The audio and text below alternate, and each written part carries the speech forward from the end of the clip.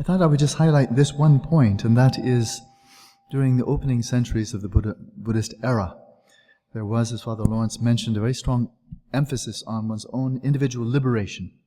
Be an island unto yourself, be a light unto yourself, strive diligently, and purify and release your whole being from the inner causes of suffering, maybe from ignorance, craving, and hostility. So a strong emphasis on that, and the end game, so to speak, the culmination of the path, is that you are irreversibly and completely free of all of the afflictions, the contaminations, the impurities of the soul, and you never incarnate again. You cross over into nirvana, into the unborn, the unchanging, the ceaseless, the utterly transcendent dimension of reality, which is of the nature of immutable bliss. But it's really sayonara. You're gone. You're gone.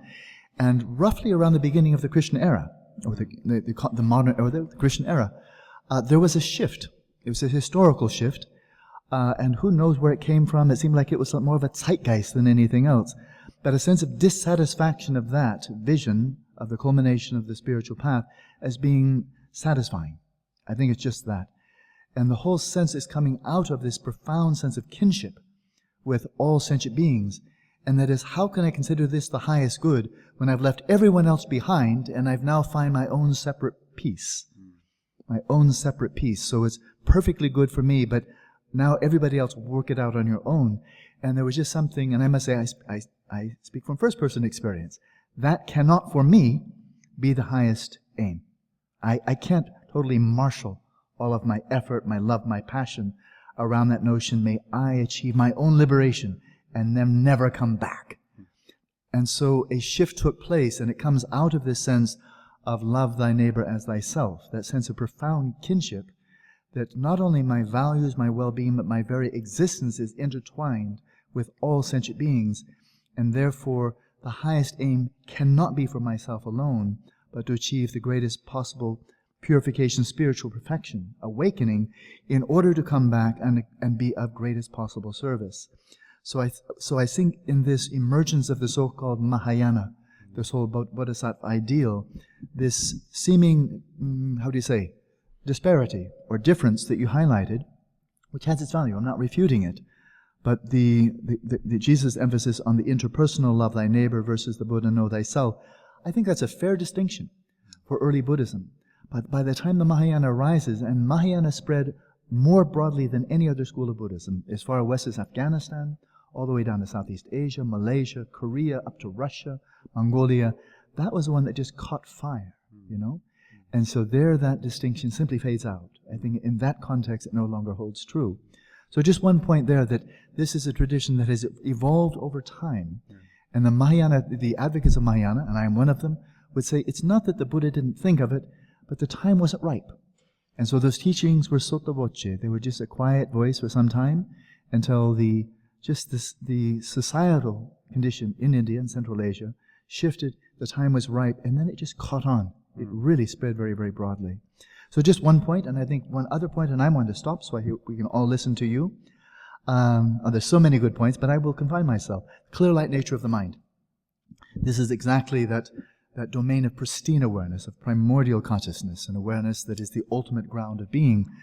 Again, everything you said was correct, and that is, generally speaking, in the Buddhist tradition, this is something that is realized non-conceptually, without mediation, only by very highly realized contemplatives, or it manifests spontaneously in the dying process.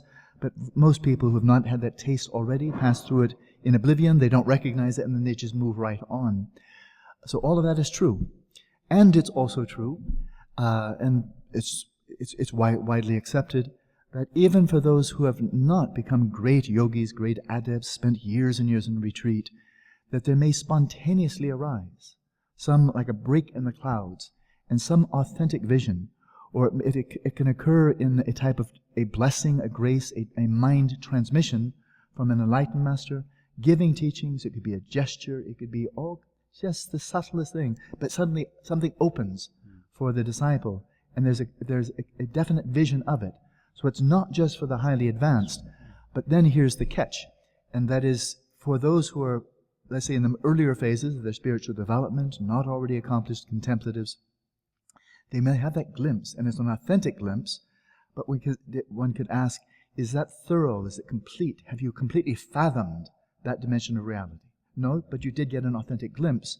But then whatever so often happens is the glimpse is there, and then the clouds come over again. And so now you know it's there. It's not simply believing somebody else on their authority. You've seen it, you've tasted it, but now you have to do the hard work. Would you say it was the same experience that people get through drugs or sandemi or something? That's too complex. Number one, there's a wide variety of drugs, from marijuana, LSD, heroin. I've not taken most of them. So. I think we'll just have no commentary there. You wouldn't be here otherwise. Okay. But actually, I'm rather dubious about that. I just fundamentally have a distrust of experiences that are chemically driven. And that's just my prejudice. But a kind of a distrust. There's no context. Whereas when you find individuals where there's a breakthrough, there's something that is not chemical about it. Sure. If I can say. Yes. And I mean, so I'm just stating my prejudice. LSD and all of that, I have no doubt that meaningful experiences arise from that. But are they the same as that which may come spontaneously? I kind of doubt it. Yeah. So much more could be shared, but now it's time really for me to pipe down and share you. And so we would love to both to respond to, listen to and respond to your reflections, observations, and questions.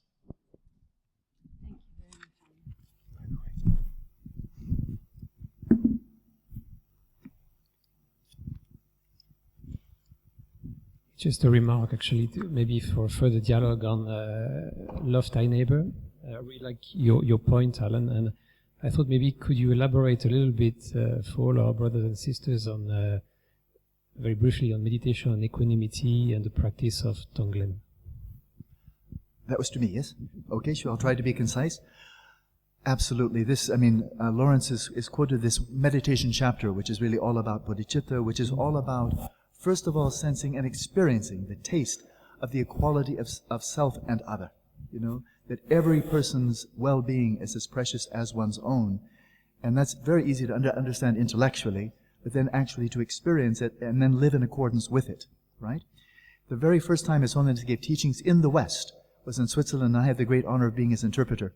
And he said, imagine there's 1,000 people on one side and one person on the other, whose well-being is more important? And it doesn't matter who the one is, you know, whether it's a Dalai Lama or whoever it may be. And so first that sense of equality, but then as one's awareness expands and one becomes aware, there's a phrase in Buddhism I like a lot, that each individual is at the center of their own mandala. That each one is in the center of their world, of having that, one really could say, I think, infinite value, and fully appreciating that, this thorough I-you relationship, sensing, attending to the presence of another sentient being, and seeing how enormously important that is to each person's well-being. As one, almost a sense of awe is filled with the sheer presence of others, then just overwhelmingly the well-being of others, the alleviation of their suffering becomes overwhelmingly and perhaps even infinitely more important than oneself in isolation. Everybody else versus myself. And so just then naturally, it's actually just a completely rational decision that, of course, in terms of my well-being versus everybody else's, well, this is easy. This is like infinity versus one. And so the axis shifts over. And so then one becomes quite naturally a servant to all of the sentient beings, because that's where the value is and that's where one attending. So William James, for the moment, what we attend to is reality. That's the mantra I recite almost wherever I go. And if what we're attending to, who we are attending to, is the well-being of all of those around us, then quite naturally, that becomes the highest priority. But it's not us versus them, me versus everybody else. Now I'll take on just, that I'm not worthy. In fact, I'm as worthy as anybody else, but everybody else is immeasurably worthy. So the practice of Tonglen, to wrap up, then is from that perspective, this radical shift of priority, that for the sake of all sentient beings, then I'm here as a servant. Then one imagines, and so consonant with Laurence's earlier comments, of imagining, this is the practice of Tonglen, of sending and receiving, imagine and taking upon oneself, exactly as Laurence was saying, imagine taking upon oneself the burden of others, and then offering all the goodness of one's own life, offering them to others. But there is one critical point, and then I'll stop, and that is, it's not like bending over under a 500 pound weight and then saying, pour it on. I just like it. I like to be crushed down right to my bone marrow. You keep on piling it on. Because sooner or later, then you're just going to collapse under the weight. But the idea here is that one truly imagines taking on not only the suffering of others, but the underlying causes of suffering, of hatred, of delusion, of greed, and all of the vices, which are the underlying causes of suffering. Not only imagine taking them on, but as one takes them on, one imagines this clear light nature of one's own awareness, symbolically as an immeasurable source of light at one's own heart, the core of one's being. And one imagines taking in the darkness of the world, but instead of being completely crushed by that, demolished by that, imagine drawing this right into your core, into this light at the heart, and there having it dissolve without trace. So no matter how much evil there may be in the world, how much suffering there may be in the world, the light in your heart is greater, can consume it all, and without trace. And they say it's like dropping a down feather into a bonfire. Gone without trace.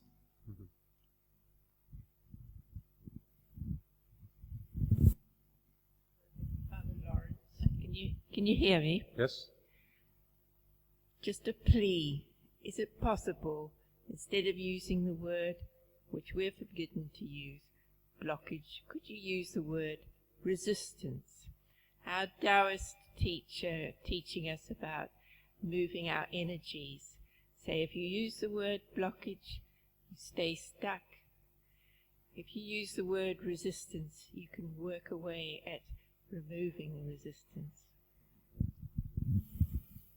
I have no problem with that. No blockage or resistance.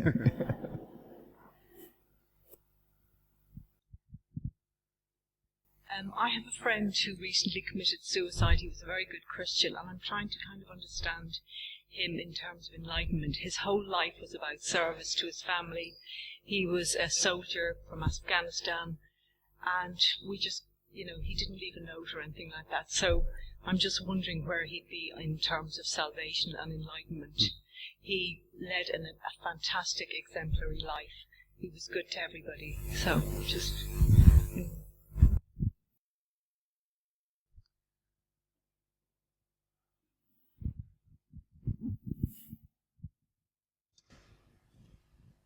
Well, it's a very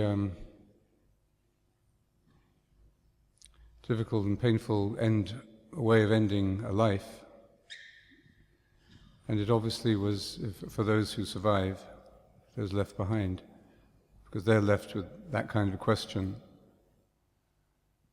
And I think the only thing one can say is that, especially as you added, he'd been in the war, is that there are moments where the mind can clearly be overwhelmed, just as the body could be overwhelmed by something stronger than itself at that moment. So there are moments where the mind maybe had a flashback or was just flooded with the recollection of the inhumanity of war and maybe his own involvement in it.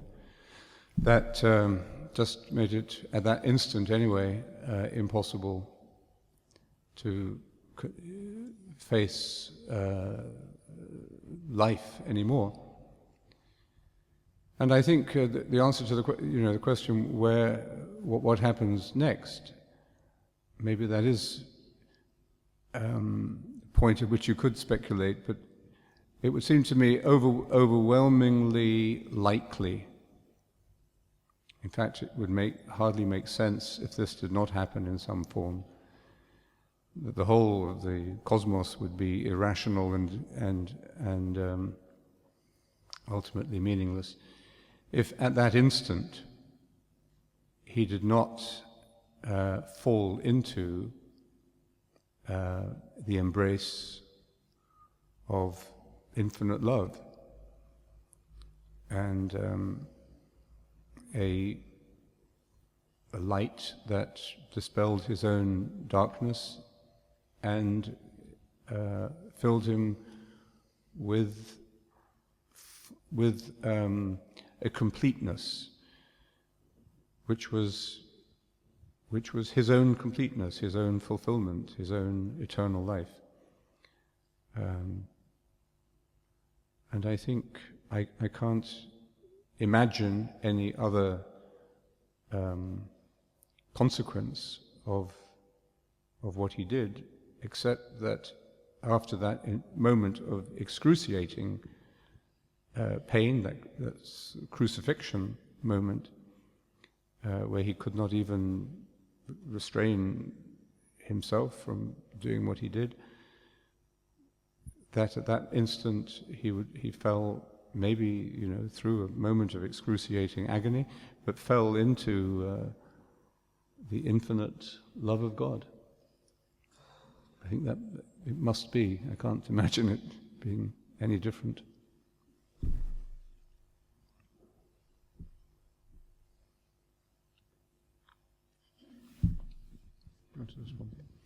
Oh, I think that's that. He was a Christian, yes? Then I think that's a complete answer. That's a complete answer. I have nothing to add.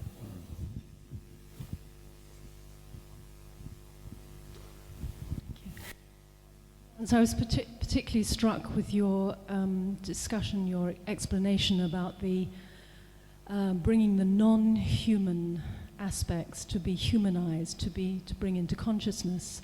And when Alan was just beautifully expounding the aspect, I think, of compassion, of taking things on and bringing it into light, it just struck me there was such a resemblance there, and I wondered if you could both comment on that. The descriptions seem to be very akin to the same process somehow.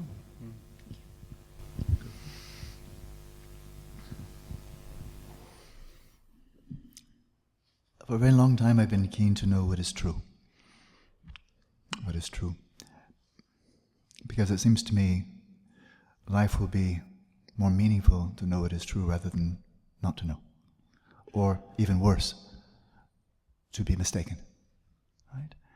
And so, therefore, a very, very long time now, I think all of my adult life, I've not really been so intent on discovering Buddhist truths that are just true for Buddhists. And I think there are many truths that are true for Buddhists. And I've not been really that intent on finding simply scientific truths that are true for scientists, but rather to seek things that are simply true. And so this raises a host of questions that I think we've only begun to venture into. And that is, while we find many similarities and complementarities, and that I think is kind of, in a way, not too hard. Complementarity between the two, without saying the ridiculous, well, after all, Christian doctrine and Buddhist doctrine are the same. Well, that's just silly. So no, they're not the same. But then we can ask, to what extent is language used to lead us to the truth? To what extent is language used to describe the truth? Right. So two very different ways. Poetry often is not to describe something, but to evoke a certain sense and understanding and emotion, right? And so the instrumental versus the descriptive use of language. When I focus on within Buddhism, this path of theory and practice that I really just speaks to my innermost heart right now, called the Great Perfection.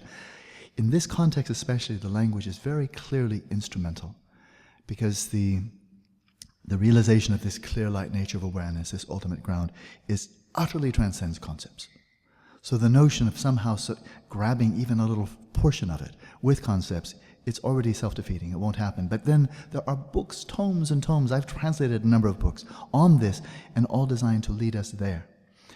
And so I think this raises the question, so I'll answer your question with a question, and that is, all right, now that we as spiritual brothers, and for quite some years now, find a number of points of complementarity and similarity, where might we be bold and say, the Christian contemplatives especially, because that's where it gets really core and deep experiential, and the Buddhist contemplatives, not the epistemologists and the theologians and or scholars and great pundits and so forth, but where it's experiential, at what point might we come and say, we've discovered this from our centuries of contemplative inquiry, and we've discovered this from our centuries of contemplative inquiry, and we find this to be true.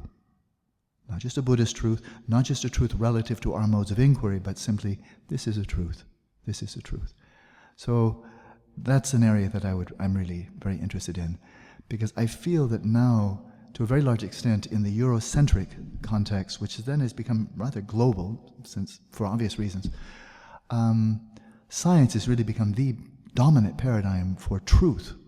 And it doesn't matter whether you're a Brazilian scientist, German, Chinese, communist, Russian, American, it doesn't matter. They're after truths that are invariant across various cultures. And then they say, we checked it, we had hypotheses, we did the measurements, experiments, and now we know this to be true, and there's consensus, right? And so that's very powerful. And then, of course, it has a lot of output of the technology and so forth. But it seems like it's the only show in town. The only one where there's really consensus. The philosophers have been disagreeing for 3,000 years, and it seems like they're very hell-bent on doing that for a long time more. So it's just no consensus. Well, that doesn't mean it's a waste of time, but really, no consensus means no consensus. And then if we assume that the religious people, and this is the broad-spread belief, religious people, well, of course, they have their Christian beliefs, and then they meditate in that context. And the Buddhists, they have their beliefs, and they meditate in that context. But it seems like it's local truths at best, in contrast to the knowledge of the outside world, the physical, the quantitative, and the objective. And so I think this world is desperate to complement the magnificent truths, the wide array of truths with much pragmatic value that science has yielded for us, but keeping us so much in the dark about the nature of our own consciousness, our inner resources, the nature of compassion, the source of compassion, the nature of wisdom, the nature of what is this cloud of unknowing, what is this clear light nature of the mind. We're going to get any information from the neuroscientists? I don't think so. So this is where I'm just very keen on knowledge, on knowing, and saying, Christians know this, and Buddhists know this, and where there are local truths, that's fine, then they're local truths. Where it's simply belief, that's belief. But where do we know? And that we rise then, in William James's spirit, a science of religions, a science of a contemplative science that is aimed at knowing, and then getting experienced contemplatives from different contexts, different methods coming together, and then as friends, as brothers and sisters, speaking to the scientific community and say, it's very nice that you new kids have come on the block. 400 years, you've done quite well for yourselves in a very limited context. That physical world, very good for you. But in the meantime, here's a whole world you've been missing, and there's knowledge about this too. And the contemplatives of the world have made tremendous insights, often replicable, that I think really must be counted, because again, the mess we're in, environmentally, socially, and ecologically, and economically, they are so catastrophic that anybody who still believes that just more advances in economic theory, science, and technology is going to solve it, I think they buried their heads in the ground. So that was a rather tangential way of responding to your question. But I think it is. I think there are profound truths here that are not just Christian truths. And they are open to anyone who comes in with an open mind and is willing to really search into our inner depths and make these most important discoveries about our own existence. Yeah, I mean, Alan, you're much more of a scientist than I am, but I would put in a word in favor of science. Oh, no, you're not rejecting it, but no. I think it can provide, I think science works on metaphors and paradigms like anything else, and they last maybe for a few hundred years if you're lucky, and probably they're changing much more quickly than in the past. But that's all we have to work with. These are certain models we have. But I think science, if provided we remind the scientists that they are dealing with metaphors that may change, even though they're dealing with data that may be accurate, the models that make sense of the data may change. Nevertheless, they do give us, I think, the opportunity to come to a common ground. And this idea of evolution is, I think, how it doesn't have various forms of it, but is, I think, very important, because the idea of the fall, many religions start their creation myth with some kind of fall. And that's always bothered me ever since I started to meditate, the idea of falling, because it seems to me, in my limited experience, that it's more about ascending and not just going back, although there is a sense in which we are going back to something. That's a part of the mystery of it. That's a very deeply embedded myth and also a deeply embedded image, I think, in the mind. If you do the labyrinth, there's a going back to the center. But I think the idea that we know science can tell us accurately, we think anyway, accurately the history of the cosmos and the formation of the planets and the beginning of life and the increasing complexity of life until it reaches the human consciousness after various humanoids. And along with that, even at a very early stage before the human appeared, play can be observed.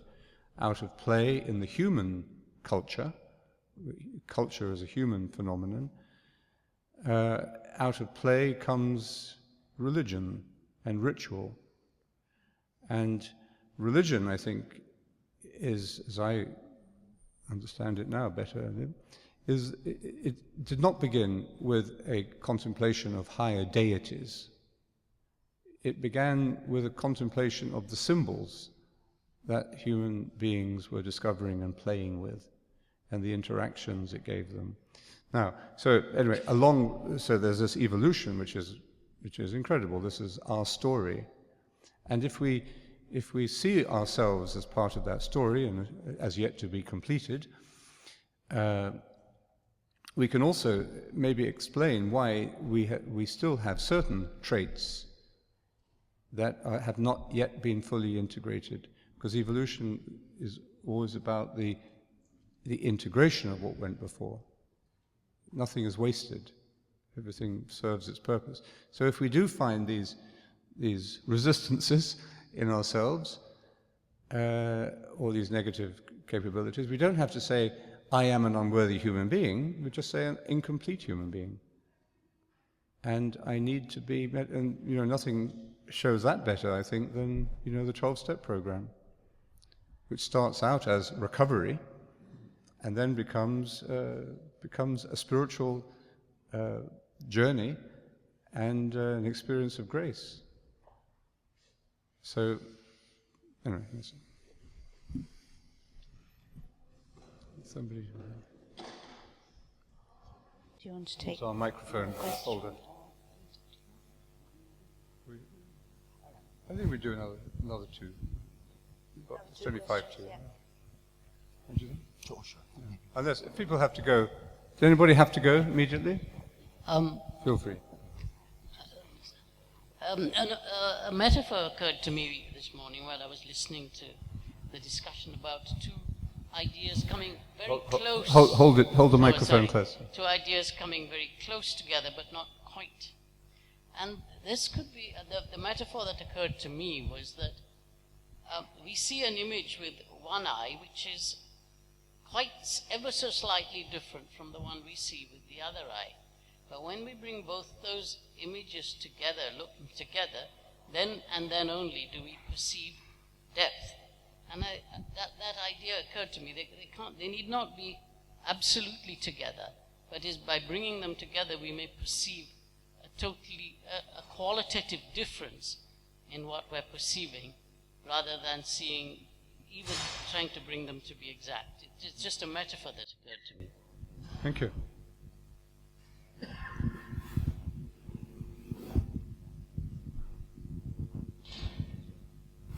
Are you going to respond to that? Well, I think give your question to us. Okay, it was for Alan, really. I've been a Buddhist for 20 years. What for 20 years? I've been a Buddhist for Buddhist, 20 yeah. years. Yes. And for a long time I was inspired by the idea of gaining insight into reality, Yes. the clear light of being. Right. But more recently I've realised that my deepest need is to be in relationship, which I think the Buddha talks about, interconnectedness. Sure. So my question is really, if I have this deep need, which I think all humans do, to be in relationship with something higher, well, Christians answer that by saying, well, that's God. I heard you mention today the Buddha, Amitabha, Samantabhadra, and Tara. Yes. Which there are lots of beings that you That's can right. be in relationship with Buddhism. Sure. What I find confusing about that is when I'm in distress, I only want one, because I can't work out which one to call for. Sure. You should become a Catholic. We've got. So I think, well, there's the Buddha. Okay, now that's fair enough, but then who did the Buddha call to? And if there was someone that the Buddha called to, isn't that God? Call to. Who did the Buddha call on?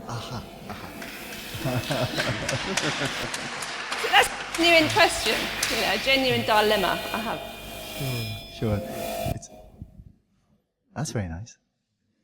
That's your next book. Who did the Buddha call on? From the record of the Buddhist teachings recorded in the Pali Canon, it said after the Buddha achieved his awakening, his perfect awakening, that he still felt an impulse to show reverence, to show devotion. But he felt that he'd come really to perfect awakening. There were this myriad of gods in the Hindu pantheon and so forth, but who were really adopted within the Buddhist framework as, yes, you are beings, but you are not ultimate. You're simply other kinds of beings. And so he didn't really see any person above him. So he took refuge in the Dharma. He showed his reverence for the Dharma. And so who does the Buddha call on upon the Dharma? One who sees the Dharma sees the Buddha. One who sees the Buddha sees the Dharma. So that's one answer. But your question also, I see, is very personal, very heartfelt. It's where you live.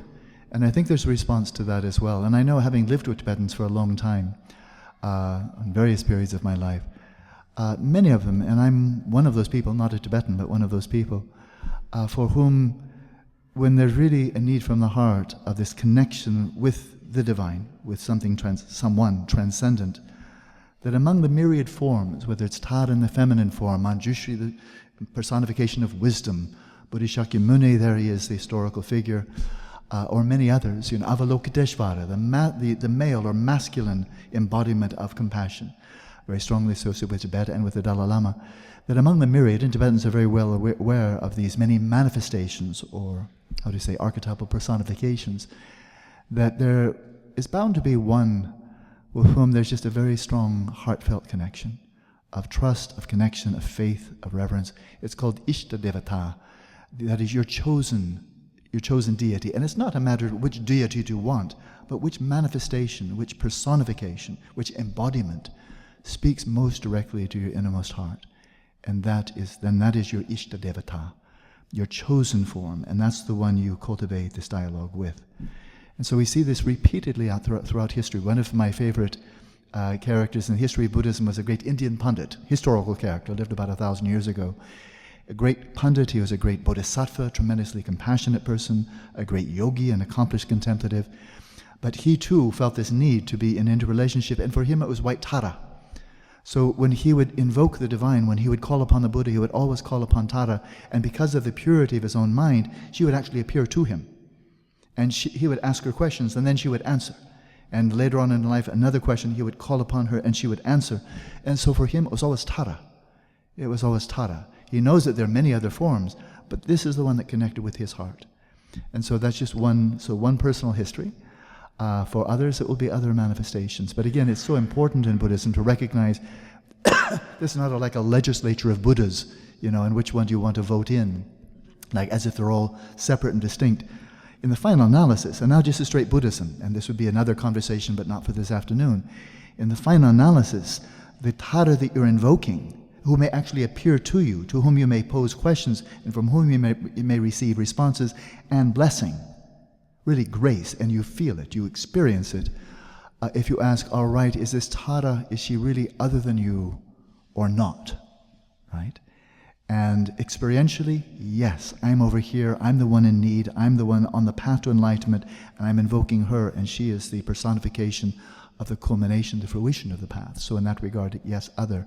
On the deepest analysis, this is nothing other, Tara is nothing other than a personification, an embodiment of these capacities of your own Buddha nature. And so ultimately, at the deepest level, non-dual. Now that may be a very important difference with Christianity, that's another discussion. But here it is. So it's an interrelationship, and so simultaneously you can say you're invoking the highest, but you're also invoking the deepest. And it's manifesting objectively for as long as you still identify with, I am a sentient being, I am one who's deluded, I am on the path. As long as you're identifying there, then the Buddha is other. As insofar as you're able to release that identification with my body, my mind, my suffering, my mental affliction, then the partition between yourself and the object of your devotion, the Buddha in whom you're taking refuge, dissolves.